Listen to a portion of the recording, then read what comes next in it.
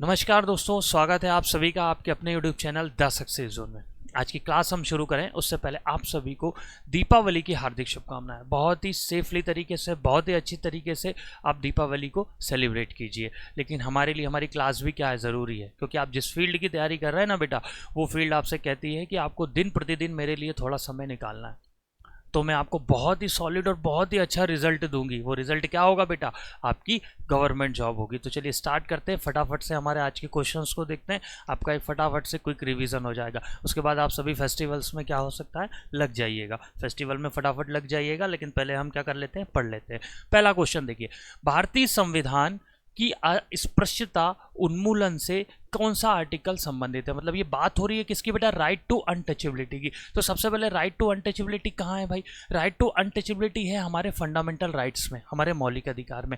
मौलिक अधिकार हमने किस देश के कॉन्स्टिट्यूशन से लिए हैं? अमेरिका के कॉन्स्टिट्यूशन से लिए। ये मैं आपसे बोलूँ कि बताइए मौलिक अधिकार संविधान के किस भाग में है? तो भाग 3 में है। और किस आर्टिकल से शुरू होते हैं बेटा? तो ये आर्टिकल नंबर 12 से शुरू होते हैं और खत्म कहाँ होते हैं? आर्टिकल नंबर 35 पर। तो ये जो आपको ऑप्शंस दिख रहे हैं, ये सभी क्या है? हमारे मौलिक अधिकार है। अब इसमें से कौन सा मौलिक अधिकार जो है वो राइट टू अनटचेबिलिटी को परिभाषित कर रहा है? तो वो मौलिक अधिकार है आपका कौन सा? Article number 17।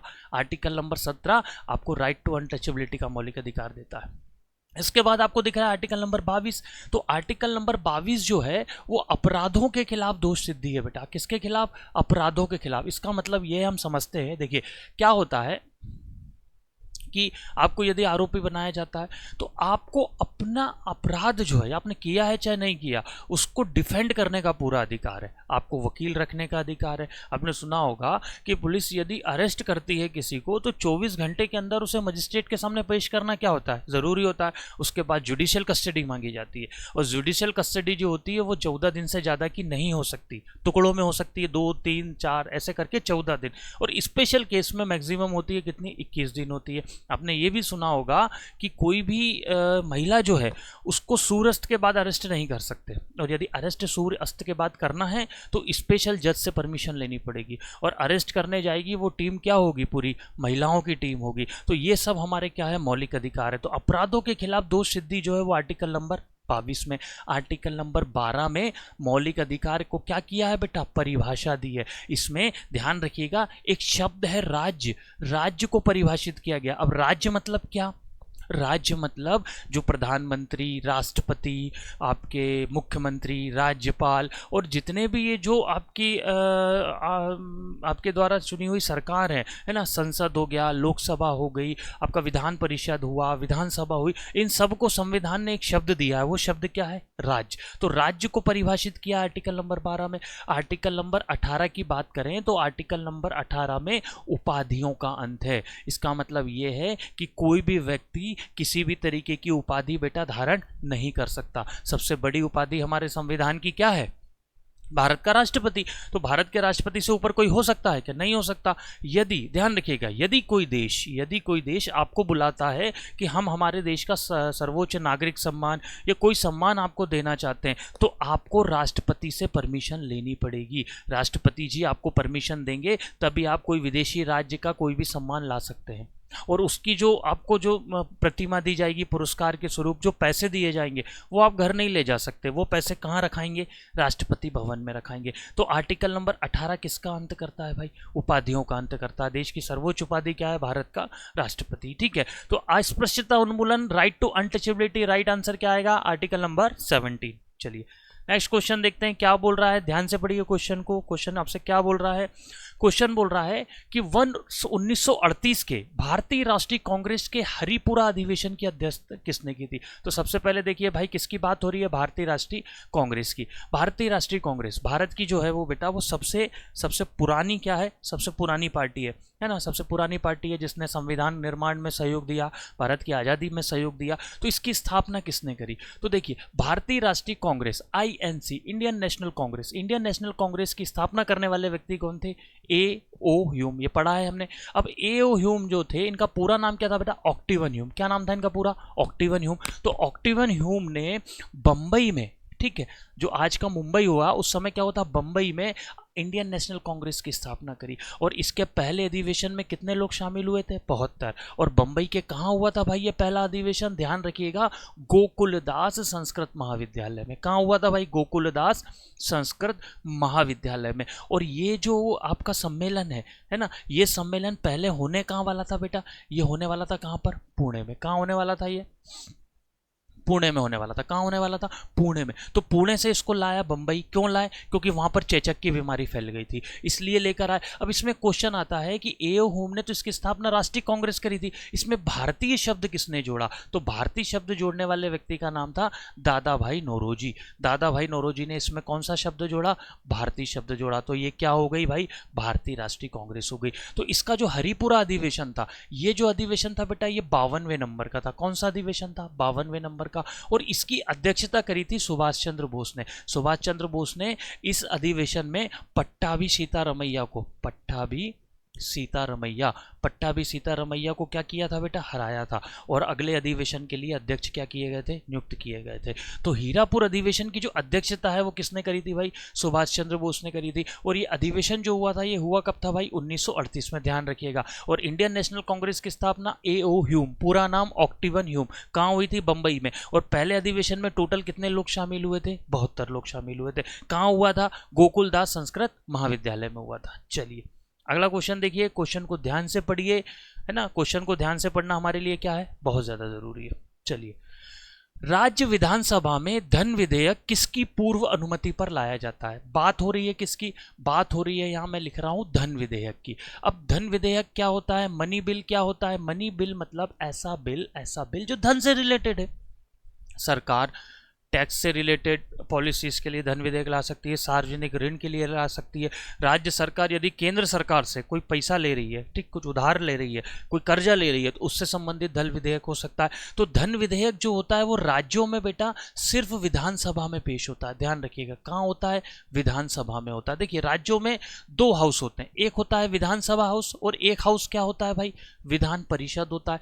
विधान परिषद रखना हर राज्य के लिए जरूरी नहीं होता, इसलिए भारत के जितने भी राज्य उसमें से सिर्फ कितने राज्यों ने विधान परिषद रखी है, 6 राज्यों ने रखी है। तो धन विधेयक पेश कहां होगा, विधानसभा में। विधानसभा से विधान परिषद के पास भेजा जा सकता है, किसके लिए, सिफारिश के लिए, कि भाई आप सिफारिश दीजिए, इसमें हम और क्या क्या कर सकते हैं। लेकिन विधान परिषद जो विधानसभा को सिफारिश देगी वो मानी जाए ये जरूरी नहीं है।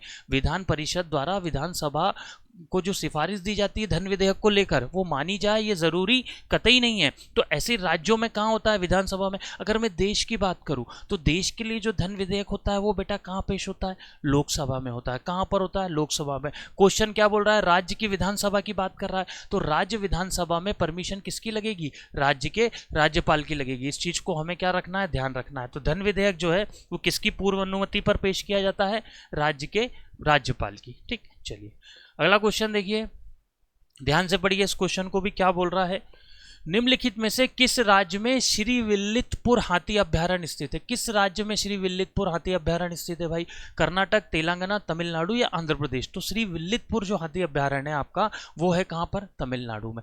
ये तमिलनाडु का 5वां सबसे बड़ा आपका राष्ट्र 5वां सबसे बड़ा अभ्यारण्य है। अब मैं बात करूं 2 चीजों की, देखिए एक होते हैं क्या राष्ट्रीय उद्यान, है ना, नेशनल पार्क, और एक होते हैं क्या अभ्यारण्य, एक होते हैं क्या आपके अभ्यारण्य। तो हमारे देश में टोटल राष्ट्रीय उद्यान कितने हैं, टोटल राष्ट्रीय उद्यान है 106। अगर मैं बोलूं सबसे ज्यादा, तो सबसे ज्यादा कहां पर है भाई, सबसे ज्यादा है आपके मध्य प्रदेश में। और अभ्यारण्य की बोलूं तो अभ्यारण्य टोटल कितने हैं, 573 के आसपास अभ्यारण्य है। ठीक है, तो राष्ट्रीय उद्यान जो है वो टोटल कितने हैं, 106। अभ्यारण्य कितने हैं, लगभग 573 के आसपास। तो श्री विल्लितपुर हाथी अभ्यारण्य जो आपका वो कहां पर आएगा भाई, आपका वो आएगा तमिलनाडु में। इस चीज को हमें क्या रखना है, ध्यान रखना है। चलिए अगला क्वेश्चन देखते हैं, सुल्तान जोहर कप किस खेल से संबंधित है। भारत में कई सारे कप होते हैं, नेशनल, इंटरनेशनल, अलग अलग स्पोर्ट्स के अलग अलग होते हैं। तो उसमें से ये जो कप है, कौन, क्या नाम है इसका, सुल्तान जोहर। तो देखिए सुल्तान जोहर कप,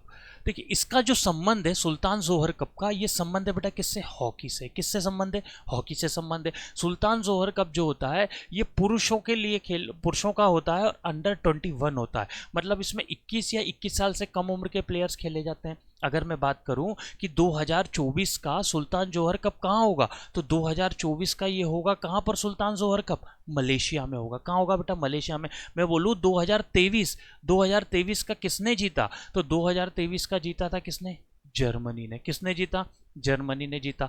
किसको हराकर जीता भैया, किसको हराकर जीता, तो जीता किसको, हराकर ऑस्ट्रेलिया को हराकर जीता, है ना, ऑस्ट्रेलिया को हराकर। अगर मैं बोलूं भाई सबसे ज्यादा सुल्तान जोहर कप किसने जीता, तो सबसे ज्यादा जीतने का है भारत और ब्रिटेन। भारत ने भी 3 बार जीता है और ब्रिटेन ने भी कितनी बार जीता है बेटा, 3 बार जीता है। तो दोनों को कितने कितने हैं, 3-3 है। तो सबसे ज्यादा भारत और ब्रिटेन का है। 2024 का कहाँ होगा, मलेशिया में होगा, मलेशिया में होगा। 2024 का मलेशिया में होगा। 23 का किसने जीता, जर्मनी ने। किसको हराकर जीता, ऑस्ट्रेलिया को हराकर। तो सुल्तान जोहर कप का संबंध किससे है, हॉकी से है। ठीक है, क्लियर हो रहा है। चलिए आगे चलते हैं, अगला क्वेश्चन देखते हैं क्या बोल रहा है।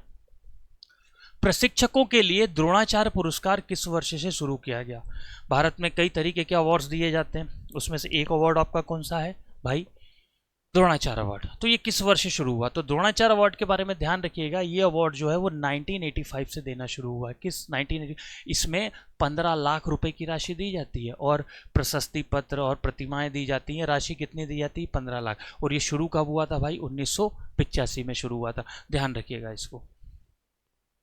अगला क्वेश्चन, फीफा के नियमों के अनुसार आधिकारिक स्वीकृत मैचों में उपयोग की जाने वाली फुटबॉल गेंद की परिधि का माप निम्न के बीच होना चाहिए। अब बात हो रही है किसकी बेटा, फीफा की। फीफा इसका फुल फॉर्म क्या होता है, international federation the football association, federation international the football association. ये जो है ये विश्व का सबसे बड़ा स्पोर्ट्स टूर्नामेंट कराता है और विश्व में सबसे ज़्यादा देखा जाने वाला यदि कोई वो है, विश्व में सबसे ज़्यादा देखा जाने वाला यदि कोई स्पोर्ट है तो वो क्या है बेटा, फुटबॉल है। ठीक है, ये अंतर्राष्ट्रीय मैच फुटबॉल का फीफा कराता है। तो इसकी जो गेंद है इसकी परिधि होनी चाहिए 27 से 28 इंच। ये उन्होंने क्या करके रखा, फिक्स करके रखा। इसको मैं ऐसा भी बोल सकता हूं कि 68 सेंटीमीटर से लगभग कितनी होनी चाहिए, 70 सेंटीमीटर। अगर मैं वजन की बात करूं तो वजन इसका जो है वो 410 से कितना होना चाहिए बेटा, 450 ग्राम होना चाहिए। 410 से 450 ग्राम होना चाहिए। ठीक है, तो फीफा जो है वो सबसे बड़ा अंतर्राष्ट्रीय खेल टूर्नामेंट कराता है किसका, फुटबॉल का। और फुटबॉल जो है वो विश्व में सबसे ज़्यादा देखे जाने वाला देश है। इसकी गेंद की परिधि कितनी होनी चाहिए, 27 और 28 इंच के आसपास होनी चाहिए। चलिए अगला क्वेश्चन देखते हैं क्या बोल रहा है। अर्जुन पुरस्कार किस वर्ष शुरू हुआ था, अर्जुन पुरस्कार। ठीक है, भारत का अर्जुन पुरस्कार जो है वो भारत का दूसरा सबसे बड़ा अवार्ड है। अर्जुन पुरस्कार जो है बेटा वो भारत का कौन सा है, दूसरा सबसे बड़ा खेल पुरस्कार है। तो इसकी शुरुआत जो हुई थी अर्जुन पुरस्कार की वो कब हुई थी, 1961 में। ठीक है, अर्जुन पुरस्कार में भी कितनी राशि दी जाती है भाई, 15 लाख रुपए दी जाते हैं। कितनी राशि दी जाती है, 15 लाख।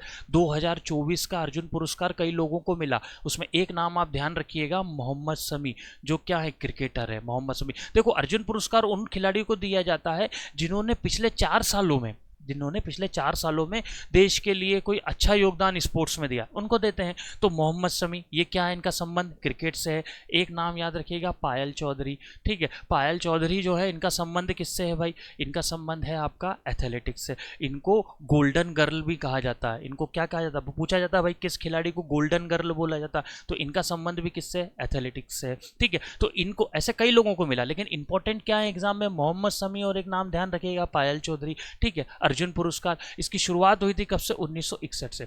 अब पहला पुरस्कार कौन सा है, ये तो खेल का दूसरा पुरस्कार है, दूसरा अवार्ड है। तो पहला अवार्ड जो है उसका नाम क्या है भाई, मेजर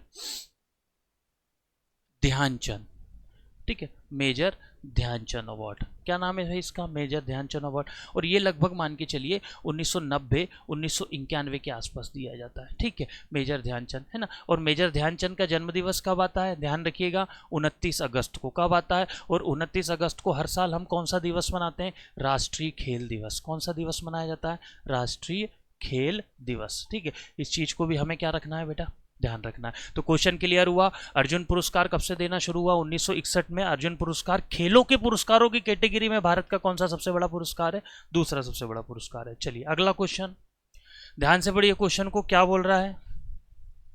हॉकी में यदि एम्पायर एक हाथ क्षैतिज रूप से उठाकर दिशा बताता है तो इसका अर्थ क्या है? देखिए, एम्पायर कई सारे सिग्नल्स देता है। क्रिकेट में आपने देखा, ठीक है, क्रिकेट में जैसे कि भाई नो बॉल का अलग सिग्नल होता है, वाइट बॉल का अलग सिग्नल होता है, फ्री हिट का अलग सिग्नल होता है, लेग बाई का अलग सिग्नल होता है। तो वैसे ही यदि एक हाथ उठाकर क्षैतिज रूप से दिशा बता रहा है तो उसका मतलब है कि हॉकी में क्या है भाई? फ्री हिट है। हॉकी में क्या है? फ्री हिट है। एक चीज और ध्यान रखिएगा, बुली। बुली भी कई बार एग्जाम में पूछा है कि बुली जो है वो किस खेल से रिलेटेड है, तो वो किस खेल से रिलेटेड है? हॉकी में। यदि एम्पायर दोनों हाथ क्षैतिज रूप से उठा रहा है तो वो सिग्नल किसका हो रहा है? बुली का हो रहा है। और एक हाथ क्षैतिज रूप से उठा रहा है तो वो किसका है? फ्री हिट का। इस चीज को भी ध्यान रखिएगा। तो इसका सही आंसर क्या आएगा?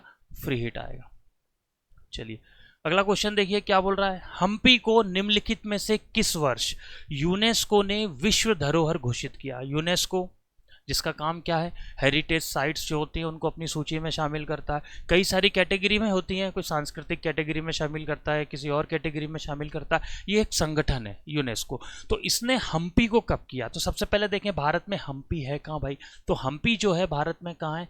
कर्नाटक में। कहाँ पर है बेटा? कर्नाटक में।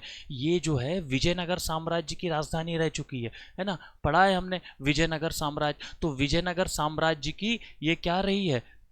राजधानी रही है। तो इसको जो शामिल किया गया था ये 1986 में शामिल किया गया था। हम्पी को यूनेस्को ने कब शामिल किया? हम्पी के मंदिरों को 1986 में। और हम्पी जो है वो कहाँ पर है बेटा? ध्यान रखना, कर्नाटक में। और ये प्राचीन विजयनगर साम्राज्य की क्या थी? राजधानी रही थी। इसको शामिल किसने किया था? यूनेस्को ने किया था। कब किया था भाई? आपके 1986 में। चलिए अगला क्वेश्चन देखते हैं। निम्नलिखित में से कौन सा विश्व का दूसरा सबसे बड़ा भाषा परिवार है? देखिए कई सारे जो विश्व है, विश्व में कई सारे भाषा परिवार है, कई सारी लैंग्वेज बोली जाती है। जैसे चीन की मंदारिन सबसे ज़्यादा बोली जाने लैंग्वेज है, अंग्रेजी भी है, इंग्लिश अपना हिंदी भी है। तो उसमें कौन सा भाषा परिवार है? तो इंडो यूरोपियन जो भाषा परिवार है वो सबसे ज़्यादा भाषा बोलता है। मतलब विश्व की आबादी का लगभग मैं बोलूँ 45% जो लोग हैं वो किस भाषा का है? इंडो यूरोपियन भाषा को बोलते हैं। ध्यान रखिएगा इस बात को। विश्व का दूसरा सबसे बड़ा भाषा परिवार, लगभग 45% के आसपास। चलिए टेनिस का निम्नलिखित में से कौन सा टूर्नामेंट क्ले कोर्ट पर खेला जाता है? देखिए टेनिस के कई सारे टूर्नामेंट होते हैं। ये चारों ऑप्शंस जो आपको दिख रहे हैं ये चारों टेनिस के टूर्नामेंट है। और ये चारों जो है टेनिस के क्या है बेटा? ग्रैंड स्लैम है। क्या है? Grand slam. तो इसमें से कौन सा ग्रैंड स्लैम है? ऐसा भी क्वेश्चन बन सकता है कि इनमें से कौन सा ग्रैंड स्लैम है जो क्ले कोर्ट पर खेला जाता है? तो सही आंसर क्या आएगा? Rowland Garros. इसको हम फ्रेंच ओपन भी बोलते हैं। क्या बोलते हैं बेटा? French open. तो फ्रेंच ओपन जो है वो किस पे खेला जाता है? क्ले कोर्ट पर। सबसे ज्यादा बार फ्रेंच ओपन किसने जीता? तो वो जीता है किसने भाई? राफेल नडाल ने। किसने जीता? राफेल नडाल ने। ये चीज भी आप ध्यान रखिएगा, है ना? सबसे ज्यादा फ्रेंच ओपन किसने जीता? राफेल नडाल ने। और मैं बोलूं कि टेनिस का सबसे पुराना ग्रैंड स्लैम कौन सा है? तो सबसे पुराना ग्रैंड स्लैम आएगा कौन सा? आपका विंबलडन। सबसे पुराना ग्रैंड स्लैम है आपका कौन सा? विंबलडन। और फ्रेंच ओपन जो है वो एकमात्र जो है वो किस पर खेला जाता है? क्ले कोर्ट पर। सबसे ज्यादा फ्रेंच ओपन जीतने का रिकॉर्ड किसके पास है भाई? राफेल नडाल के पास है। ध्यान रखिएगा इसको, है ना? चलिए अगला क्वेश्चन देखते हैं। 24 अक्टूबर 2024 को 24 अक्टूबर 2024 को भारत तिब्बत सीमा पुलिस आईटीबीपी का कौन सा स्थापना दिवस मनाया गया? देखिए आईटीबीपी जो है इसकी मेनली जो स्थापना हुई थी आईटीबीपी की, ये जब भारत चाइना युद्ध हो रहा था तो भारत और तिब्बत की सीमा को बचाए रखने के लिए इसकी स्थापना की गई थी। इसका काम भारत तिब्बत की जो सीमा है उसकी सुरक्षा करना, ब्रिज निर्माण करना, यदि कोई आपदा आ जाए तो उसमें आईटीबीपी को बुलाया जाता है। तो इसने अपना 24 अक्टूबर को 63वां जो है वो क्या मनाया भाई? स्थापना दिवस। इसकी स्थापना जो हुई थी ध्यान रखिएगा 24 अक्टूबर 1962 को 1962 को इसकी क्या की गई थी? स्थापना की गई थी। तो इसने अपना कौन सा दिवस मनाया? 63वां दिवस मनाया। ठीक है, भारत तिब्बत सीमा पुलिस आईटीबीपी। ठीक है, चलिए इसका मेन कब हुआ था? इसका हुआ था आपका जब भारत चाइना युद्ध 1962 में हो रहा था, जब इसकी क्या की गई थी? स्थापना की गई थी। चलिए निम्नलिखित में से किस दिन विश्व पोलियो दिवस मनाया जाता है? पोलियो दिवस हम किस दिन मना रहे हैं? तो पोलियो दिवस हम मना रहे हैं भाई हर साल 24 अक्टूबर को। कब मना रहे हैं? 24 अक्टूबर को हर साल कौन सा दिवस मनाया जा रहा है? पोलियो दिवस। ये पोलियो वैक्सीन के जो निर्माता थे, है ना, उनके जन्मदिन पर मनाया जाता है। उनका नाम क्या था भाई? उनका नाम क्या था? Joseph Salk. क्या नाम था, जोसेफ सॉल्क। और इनके जन्म दिवस पर हम हर साल पोलियो दिवस मनाते हैं। एक क्वेश्चन और बन सकता है कि भारत बताइए कब पोलियो मुक्त घोषित हुआ। तो भारत जो घोषित हुआ, भारत पोलियो मुक्त घोषित हुआ है बेटा कब, भारत पोलियो मुक्त घोषित हुआ है कब, 2014 में। और 2020 में नाइजीरिया हुआ है। कौन सा देश हुआ है, नाइजीरिया। इस चीज को भी ध्यान रखना, नाइजीरिया जो है वो हाल ही में क्वेश्चन बन सकता है कि हाल ही में किस देश को पोलियो मुक्त घोषित किया गया। तो हाल ही में जो घोषित किया गया है वो कौन सा देश है आपका, नाइजीरिया। तो हर साल विश्व पोलियो दिवस हम कब मनाते हैं बेटा, 24 अक्टूबर को। किसके बर्थडे पर, जिन्होंने इसका ये पोलियो वैक्सीन बनाने वाली जो टीम थी उसके लीडर थे, इसलिए इनके नाम पर क्या है, पोलियो वैक्सीन को माना जाता है कि इन्होंने ही पोलियो वैक्सीन का क्या किया है, आविष्कार किया है। चलिए अगला क्वेश्चन ध्यान से पढ़िए, क्या बोल रहा है क्वेश्चन को, द लिविंग माउंटेन बुक।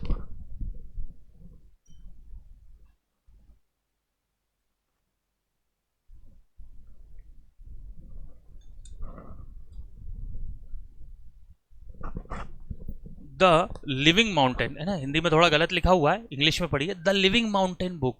ये किसके द्वारा लिखी गई, अटल बिहारी वाजपेयी, अमिताभ घोष, मनमोहन सिंह या अरुण जेटली। तो इसका सही आंसर क्या आएगा भाई, अमिताभ घोष। अमिताभ घोष जो है उन्होंने ही द लिविंग माउंटेन नाम की क्या लिखी है, बुक लिखी है। ध्यान रखिएगा 2019 में इन्हें पुरस्कार मिला था। एक कौन सा पुरस्कार मिला था, ज्ञानपीठ पुरस्कार। कौन सा पुरस्कार मिला था, ज्ञानपीठ पुरस्कार इनको दिया गया है। और ध्यान रखिएगा ये पहले ऐसे लेखक हैं जिनको अंग्रेजी भाषा के लिए, जिनको कौन सी भाषा के लिए बेटा, अंग्रेजी भाषा के लिए कौन सा अवार्ड दिया गया, ज्ञानपीठ अवार्ड दिया गया। कौन सी लैंग्वेज के लिए दिया गया भाई, ज्ञानपीठ पुरस्कार, अंग्रेजी भाषा के लिए। ठीक है, तो इस चीज को भी हमें क्या रखना है, ध्यान रखना है। तो द लिविंग माउंटेन ये बुक किसकी है भाई, अरविंद घोष की। इस चीज को भी हमें ध्यान रखना है।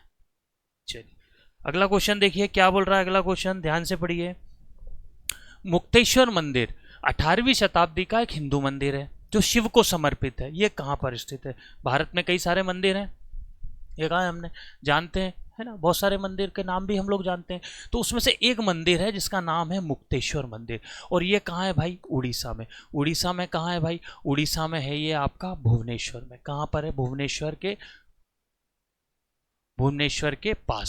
के पास है। और इसका जो निर्माण है वो 970 ईस्वी में किया गया था। कब किया गया था भाई, 970 दे ही रहा है भाई, 10वीं शताब्दी। तो इसका निर्माण 970 ईस्वी में हुआ था। और ये मुक्तेश्वर मंदिर है, ये कहाँ पर है भाई, उड़ीसा के भुवनेश्वर के पास। चलिए अगला, संयुक्त राष्ट्र संघ का, यूनाइटेड नेशंस का मुख्यालय कहाँ है। देखिए यूनाइटेड नेशंस सबसे पहले क्या, एक संगठन है, कई सारे देशों का एक संगठन है। इसको बनाने की जरूरत क्यों पड़ी, इसको बनाने की जरूरत पड़ी जब द्वितीय विश्व युद्ध चल रहा था, सेकेंड वर्ल्ड वॉर चल रहा था, तो सब देश लड़ रहे थे। तो एक संगठन बने जो सभी आपस में लड़े नहीं, शांति हो, अच्छा वातावरण हो, है ना, अच्छी चीज़ों को लेकर विश्व के, वर्ल्ड के विकास में काम करें, आपस में एक दूसरे के लिए लड़े नहीं। इसलिए यूनाइटेड नेशंस का गठन किया। यूनाइटेड नेशंस का जो गठन है बेटा वो 24 अक्टूबर 1945 को किया गया। ध्यान रखिएगा कब किया गया। और इसका हेड ऑफिस जो है वो कहाँ पर है, इसका हेड ऑफिस है न्यूयॉर्क में। कहाँ पर है बेटा, इसका हेड ऑफिस न्यूयॉर्क में। और वर्तमान में इसमें मैं अगर सदस्य की बात करूँ तो वर्तमान इसके सदस्य जो है वो 193 देश हैं। वर्तमान में इसके सदस्य लगभग कितने देश हैं, 193 देश हैं। ठीक है, तो संयुक्त राष्ट्र का जो हेड ऑफिस है वो कहाँ पर आएगा, न्यूयॉर्क का। ठीक है, ध्यान रखिए। वो क्लियर हुआ कि सेकेंड वर्ल्ड वॉर में जो देश को, विश्व को क्षति हुई थी उसके लिए सब लोग अच्छे से रहें, इसलिए यूनाइटेड नेशंस का गठन किया गया। भारत भी इसका सदस्य है। चलिए, भारतीय संविधान में समवर्ती सूची की अवधारणा किस संविधान से ली गई। देखिए हमारे संविधान में 3 तरीके की सूचियां हैं। कितने तरीके की सूचियां हैं बेटा, 3। अब तीनों में से एक सूची है समवर्ती। तो अब हम उसमें से देख लेते हैं कि संविधान में कितनी सूची हैं और उसके सबके बारे में क्या क्या है। तो देखिए मैं यहाँ पर बता देता हूँ आपको। संविधान में एक होती है संघ सूची। कौन सी सूची भाई, संघ सूची। एक सूची हो गई आपकी कौन सी भाई, राज्य सूची। और एक सूची हो गई आपकी कौन सी भाई, समवर्ती सूची। तो समवर्ती सूची है वो हमने ऑस्ट्रेलिया के संविधान से उठाई है। किस देश के संविधान से उठाई है, ऑस्ट्रेलिया के देश के संविधान से। अब ये है क्या, देखिए संघ सूची। संघ सूची में टोटल विषय कितने हैं ये भी ध्यान रखिए। टोटल विषय कितने हैं, 100। संघ सूची मतलब ऐसी ऐसे विषय जिस पर कानून बनाने का अधिकार सिर्फ भारत सरकार के पास है। किसके पास है? भारत सरकार। मतलब 100 ऐसे विषय हैं जिस पर कानून बनाने का अधिकार कौन के पास है? भारत सरकार के पास है। मतलब जिस पर नियम कौन बना सकती है? भारत सरकार। राज्य सूची, राज्य सूची में टोटल विषय कितने हैं बेटा? 61। और इस पर कानून बनाने का अधिकार किसके पास है? राज्य के पास। लेकिन ध्यान रखना, किसी विशेष परिस्थिति में केंद्र सरकार भी राज्य सूची के अंतर्गत कानून बना सकती है, लेकिन मेनली अधिकार किसके पास है? राज्यों के पास। संवर्ती सूची, संवर्ती सूची में 52 विषय हैं और इस पर जो है नियम बनाने का अधिकार राज्य को भी है और केंद्र को भी। जैसे मैं एक एग्जांपल लेता हूं, शिक्षा। अब शिक्षा एक विषय है, इस 52 में से एक विषय क्या है? शिक्षा। तो शिक्षा पर कानून बनाने का, शिक्षा पर नियम बनाने का जो अधिकार है वो राज्य सरकार भी अपने हिसाब से बना सकती है और केंद्र सरकार भी अपने बना सकती है, काम कर सकती है शिक्षा पर, है ना। ऐसे जैसे नेशनल हाईवे, नेशनल हाईवे बनाने का जो काम है वो किसमें है? संघ सूची में। मैं बोलूँ स्टेट हाईवे, स्टेट हाईवे बनाने का काम किसकी सूची में है? राज्य सूची में। तो ये संविधान की कई सारी 3 सूचियां हैं, ठीक है। और ये जो बात हो रही है संवर्ती की, तो संवर्ती हमने कहां से लिए? ऑस्ट्रेलिया के। देखा है कि हमारा संविधान जब बन रहा था लगभग 62 देशों के संविधान को क्या किया गया था? पढ़ा गया था। और सबसे ज्यादा छाप जो छोड़ी है हमारे संविधान पर किसने छोड़ी है बेटा? 1935 के एक्ट ने छोड़ी है। हमारे अंग्रेजों के द्वारा 1935 का एक्ट जो बना था उसकी छाप हमारे संविधान पर सबसे ज्यादा है ना। और लगभग कितने देशों के संविधान को पढ़ा गया था? 62 देशों के संविधान को। चलिए अगला क्वेश्चन देखिए, ये क्वेश्चन आप लोगों को बहुत खुश कर देगा। पढ़िए अगला क्वेश्चन क्या बोल रहा है। अपनी पसंद के व्यक्ति से विवाह करने का अधिकार भारतीय संविधान के किस आर्टिकल में? देखिए भारतीय संविधान में कई सारे आर्टिकल हैं, ठीक है। उसमें से किस आर्टिकल में अपनी पसंद के व्यक्ति से विवाह करना? तो ये सब आर्टिकल जो दिख रहे हैं ये हमारे किससे संबंधित है भाई? मौलिक अधिकार से। क्योंकि देखिए मौलिक अधिकार आर्टिकल 12 से शुरू हो रहा है और खत्म कहाँ होते हैं? 35 पर। तो ये सब 12 से 35 के क्या है? अंदर है। तो अपनी मनपसंद के व्यक्ति से करना आर्टिकल नंबर कौन सा है भाई? 21। अब देखिए आर्टिकल नंबर 21 में इसके अलावा भी कई सारे, यही नहीं है। जैसे सबसे पहले मैं बोलूं आर्टिकल नंबर 21, आपको निजता का अधिकार है, राइट टू प्राइवेसी का। आपकी प्राइवेसी मेंटेन रहे, आपकी प्राइवेसी, आप हर चीज किसी को ना बताएं, ये आपका अधिकार है, ठीक है। दूसरा अपना जीवन साथी चुनने का, अभी हमने देखा अपनी मनपसंद का जीवन साथी चुनने का अधिकार है आपको, ठीक है। ये हो गया। इसके बाद प्राण एवं दैहिक स्वतंत्रता, प्राण एवं मतलब इज्जत के साथ मरना और इज्जत के साथ जीने का अधिकार है। प्राण एवं दैहिक स्वतंत्रता का अधिकार हो गया आपका। इसके बाद आपको यूथेनेशिया का भी अधिकार है। यूथेनेशिया मतलब बेटा इच्छा मृत्यु। यूथेनेशिया मतलब क्या? इच्छा मृत्यु। आपको इच्छा मृत्यु का भी अधिकार है। निजता का अधिकार है, जीवन साथी का अधिकार है ना। आपको वकील रखने का अधिकार है ना। वकील रखने का अधिकार है, अपनी चीज को, अपने आप को डिफेंड रखने का, है ना। तो ऐसे कई सारे अधिकार जो हैं वो आपको किसमें मेनली मिलते हैं? आर्टिकल नंबर 21 में। उसमें वो पूछ रहा है अपनी पर, वो ऐसा भी पूछ सकता है कि निजता का अधिकार बताइए किस आर्टिकल में? आर्टिकल नंबर 21 में है। प्राण एवं दैहिक स्वतंत्रता का है, इज्जत के साथ जीना, इज्जत के साथ मरने का अधिकार किसमें? आर्टिकल नंबर 21 में। और याद रखिएगा जब देश में आपातकाल लगेगा या लगता है तो ऐसे से देखिए, उम्मीद तो है कि नहीं लगना चाहिए कभी, लेकिन आर्टिकल 21 जो है वो आपका हमेशा क्या है? बना रहेगा, है ना। आर्टिकल 21 खत्म नहीं होगा, क्योंकि हमने पढ़ा है कि जब आपातकाल लगता है तो मौलिक अधिकार जो होते हैं वो क्या हो जाते हैं? खत्म हो जाते हैं। लेकिन आर्टिकल 21 जो है वो आपका मौलिक अधिकार, इसमें जो बातें हैं वो सब मौलिक अधिकार की बातें हैं। 21 की जो है वो आपकी आपातकाल के समय क्या है? बनी रहेंगी, ठीक है। ध्यान रखिएगा कि आर्टिकल 21 मौलिक अधिकार जो है वो आपातकाल के समय स्थगित नहीं होता है। चलिए अगला क्वेश्चन देखिए। भारत में शिवन समुद्रम जलप्रपात कहाँ है? बात हो रही है किसकी? शिवन समुद्रम की। कर्नाटक, तमिलनाडु, उड़ीसा या आंध्र प्रदेश? तो शिवन समुद्र जलप्रपात जो है बेटा वो कहाँ पर है? कर्नाटक में। और ये जो जलप्रपात है ध्यान रखना, ये एशिया का सबसे पहला जल विद्युत ग्रह, अगर मैं बोलूं एशिया का सबसे पहला जल विद्युत ग्रह 1902 में। कब बेटा? 1902 में, है ना। 1902 में इस जलप्रपात पर बनाया गया। और ये जो है कावेरी नदी पर है। किस नदी पर है भाई? कावेरी नदी का, ठीक है। ध्यान रखिएगा कहां पर? कर्नाटक में। और एशिया का सबसे पहला जल विद्युत ग्रह, मतलब एशिया का सबसे पहला ऐसी जगह जहां पर जल से विद्युत बनाई जाती है, 1902 में बना था। और ये किस जलप्रपात पर बना था भाई? शिवन समुद्रम पर। क्लियर हुआ? चलिए आगे देखिए क्या बोल रहा है। एशिया का सबसे बड़ा पशु मेला कहाँ आयोजित होता है? एशिया का सबसे बड़ा पशु मेले की बात हो रहा है तो पशु मेला जो है बेटा वो सोनपुर में आयोजित होता है। कहाँ होता है भाई? सोनपुर कहाँ है? सोनपुर है आपका बिहार में। बिहार के कहां पर होता है? सोनपुर पे। एक क्वेश्चन और आता है कि ये पशु मेला किसके आदेश से लगता है? तो मुगल बादशाह औरंगजेब के समय से, मुगल बादशाह औरंगजेब के आदेश पर या औरंगजेब के शासन के समय पर, और औरंगजेब के शासन के समय से ये जो मेला है ये लगता है। ठीक है,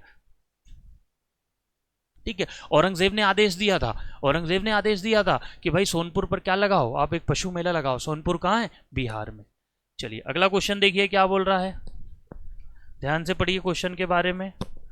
पहला पैरा ओलंपिक है ना, पैरा ओलंपिक है, हिंदी में थोड़ा गलत लिखा, पैरा ओलंपिक खेल किस वर्ष आयोजित हुआ? अब पैरा ओलंपिक क्या होता है? पैरा ओलंपिक मतलब ओलंपिक गेम्स तो आप समझते हो। ठीक है, देखिए एक ओलंपिक गेम्स होते हैं, एक कॉमनवेल्थ गेम्स होते हैं, उसको हम बाद में देखेंगे। अभी बात हो रही है किसकी? पैरा ओलंपिक की। मतलब जो दिव्यांग लोग हैं, ठीक है, जो हैंडीकैप्स हैं, उनको भी स्पोर्ट्स में पार्टिसिपेट करने के लिए, उनका भी एक स्पोर्ट्स हो भाई, वो भी तो एक इंसान है ना, तो उनके लिए भी एक गेम आयोजित होता है जिसको हम क्या बोलते हैं? Para Olympic game. तो पहला पैरा ओलंपिक गेम जो है वो कब हुआ था भाई? 1960 में हुआ था। कब हुआ था? 1960 में। अब मैं ओलंपिक की बात करूं, देखो पैरा ओलंपिक तो क्लियर हुआ 1960 में, ओलंपिक गेम्स तो ओलंपिक, अभी इसमें दोनों में अंतर देखिए। देखिए एक गेम होता है ओलंपिक गेम्स, फिर इसको समझेंगे, फिर एक गेम होते हैं कॉमनवेल्थ गेम्स, कॉमनवेल्थ गेम्स। अब देखिए ओलंपिक गेम्स जो होते हैं इसमें लगभग सभी कंट्री जो स्पोर्ट्स खेलती हैं, जैसे भाला फेंक, दौड़, स्विमिंग, है ना, सब कंट्री पार्टिसिपेट करती है। लेकिन कॉमनवेल्थ गेम्स उन कंट्री के बीच होता है जहां पर ब्रिटिश शासन था। ध्यान रखिएगा, जहां पर क्या था?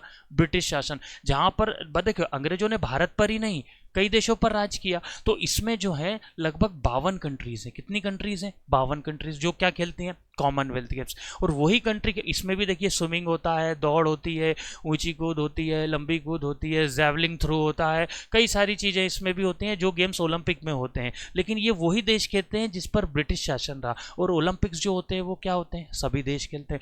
पहला ओलंपिक जो है वो 1896 में हुआ था। कहाँ पर?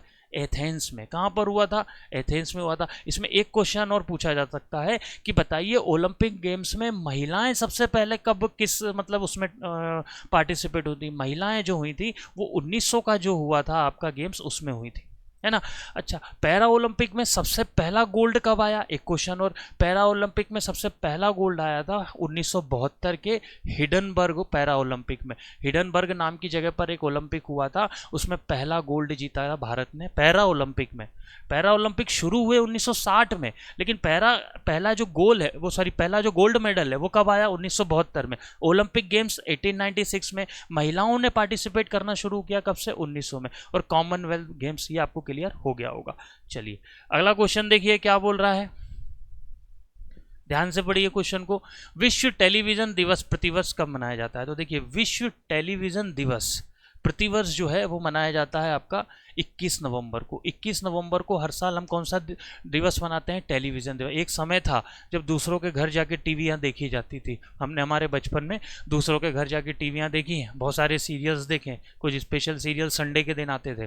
लेकिन आज आपके सबके पास टेलीविज़न है ना। तो जो टेलीविज़न में क्रांति आई है उसको लेकर 21 नवंबर को हम हर साल क्या मनाते हैं? विश्व टेलीविज़न डे मनाते हैं। ध्यान रखना इस बात को। चलिए अगला क्वेश्चन, लोमस ऋषि की गुफाएं किस पहाड़ी पर स्थित हैं? तो लोमस ऋषि की जो गुफाएं बेटा वो सरावर पहाड़ी पर है ना। कौन सी पहाड़ी पर है? सरावर पहाड़ी पर है। ठीक है, ये पहाड़ी पर सरावर पहाड़ी, विंध्याचल, सरावर, अलापुरी और सतपुड़ा, तो इसको ध्यान रखिएगा। लोमस ऋषि की जो गुफाएं वो किस पहाड़ी पर है? सरावर पहाड़ी पर है। चलिए अगला क्वेश्चन, विश्व प्रकृति निज संगठन की स्थापना कब की गई? चलिए इसको छोड़ देते हैं इस क्वेश्चन को अभी, क्योंकि इसके ऑप्शंस गलत हैं। चलिए अगला देखते हैं। 2011 की जनगणना में भारत की कुल साक्षरता, पुरुष में महिला साक्षरता के बीच अंतर। अब देखते हैं जनगणना, सेंसस की बात हो रही है यहाँ पर। तो 2011 की जो जनगणना है, पहला क्वेश्चन ये बनता है कि भाई ये कौन से नंबर की जनगणना है? भारत की 15वें नंबर की जनगणना। इसकी कुल साक्षरता, तो देखिए सबसे पहले बात करते हैं हम भारत की 2000 जनगणना में, 11 की जनगणना में साक्षरता दर कितनी थी? तो साक्षरता दर जो थी वो 74 0.4% थी। कितनी थी? 74। अब इसमें पूछ रहा है वो पुरुष में महिला साक्षरता के बीच कितना अंतर है। ठीक है, तो पुरुष और महिला साक्षरता के बीच जो अंतर है वो कितना है आपका? 8.58%। पुरुष और महिला। देखिए अब 74.04% तो टोटल साक्षरता है। इसमें मैं अगर बात करूं कि पुरुष साक्षरता जो है वो लगभग 84% के बराबर है और महिला साक्षरता जो है वो लगभग कितनी बराबर है भाई? 65% के। तो वो यही पूछ रहा है कि महिला साक्षरता और पुरुष साक्षरता, कुल साक्षरता पुरुष में और महिला साक्षरता के बीच कितना अंतर है। तो कि टोटल अंतर जो कितना आ रहा है भाई? 8.5% आ रहा है। और ये भारत की कौन से नंबर की जनगणना है? 15 नंबर की जनगणना है। ठीक है, 15वें नंबर की जनगणना थी। अब ये जो है क्या साक्षर है? पुरुष साक्षर है। और ये जो क्या साक्षर है भाई? महिला साक्षर है। टोटल साक्षर पुरुष और टोटल साक्षर महिला, इन दोनों के बीच जो अंतर है ये कितना आएगा? लगभग 16% के आसपास आएगा। कितना आएगा? 16% के आसपास। तो 2011 की जनगणना में भारत की कुल साक्षरता पुरुष में महिला साक्षरता के बीच जो अंतर है वो इतना है। ठीक है, तो ये पूछ रहा है कुल साक्षरता में, है ना, पुरुष हटा दें, कुल साक्षरता में महिला साक्षरता। तो कुल साक्षरता 74, महिला साक्षरता 35। तो इन दोनों के बीच जो अंतर आ रहा है वो 8 दशमलव कितना आएगा? 5। मतलब कुल साक्षरता में महिला साक्षरता के बीच, मतलब ये डिफरेंस वो पूछ रहा है। तो ये डिफरेंस जो है वो कितना है? 8.58%। चलिए अगला क्वेश्चन देखते हैं क्या बोल रहा है। 2011 की जनगणना के अनुसार 2001 और 2011 की दशकी वृद्धि दर बताना है कि भाई दशकी वृद्धि दर जो है वो कितनी है। तो दशकी वृद्धि दर पूछ रहा है वो। तो चलिए देखते हैं क्या हुआ। चलिए अगला क्वेश्चन देखते हैं। क्वेश्चन जो है ये मिट गया है।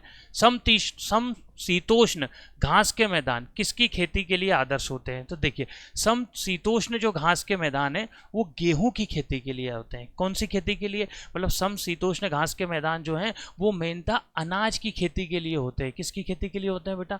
अनाज की खेती के लिए, है ना। तो अनाज की खेती में सबसे ज़्यादा जो मैदान यूज होते हैं वो कौन से होते हैं? समशीतोष्ण। जैसे मैं बोलूँ आपसे, एक ध्यान रखिएगा, उत्तरी अमेरिका का समशीतोष्ण घास का मैदान। किसका भाई? उत्तरी अमेरिका का। क्या नाम से जाना जाता है? प्रेरी। क्या नाम से जाना जाता है? प्रेरी। उत्तरी अमेरिका। मैं बोलूँ आपसे भाई दक्षिण अफ्रीका के घास के मैदान को क्या बोलते हैं आप? दक्षिण अफ्रीका के घास के मैदान को, है ना, दक्षिण अफ्रीका के घास के मैदान को बेल्ट बोला जाता है, बेल्ट, है ना। उसके बाद मैं बोलूँ आपसे अर्जेंटीना, है ना, अर्जेंटीना का घास का मैदान क्या होता है भाई आपका? अर्जेंटीना के घास के मैदान को क्या बोलते हैं? पंपास। क्या बोलते हैं भाई? पंपास बोलते हैं। तो अनाज की खेती के लिए सबसे ज़्यादा उपयुक्त जो घास के मैदान है वो कौन से होते हैं? समशीतोष्ण। और इसमें अनाज क्या है? गेहूँ, है ना। तो आंसर क्या आएगा इसका? गेहूँ आएगा। चलिए अगला क्वेश्चन देखिए।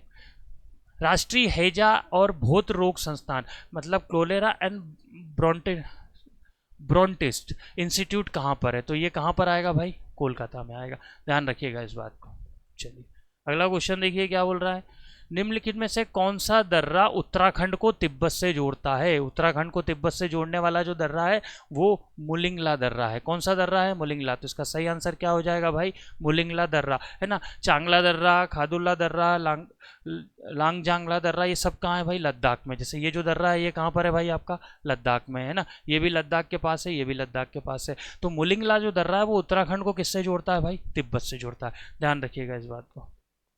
ठीक है, तो ये हमारी आज की क्लास थी, है ना, जिसमें हमने कई सारे क्वेश्चंस को कवर करने का प्रयास किया। क्वेश्चंस की संख्या बढ़ा दी गई है। ठीक है, तो ध्यान से पढ़िए, आने वाली एग्जाम की तैयारी बहुत अच्छे से कीजिए और बहुत अच्छे से दिवाली सेलिब्रेट कीजिए। एक बार फिर आपको दीपावली की हार्दिक शुभकामनाएं। बने रहिए चैनल के साथ, लाइक कीजिए, शेयर कीजिए और सब्सक्राइब कीजिएगा। Thank you so much.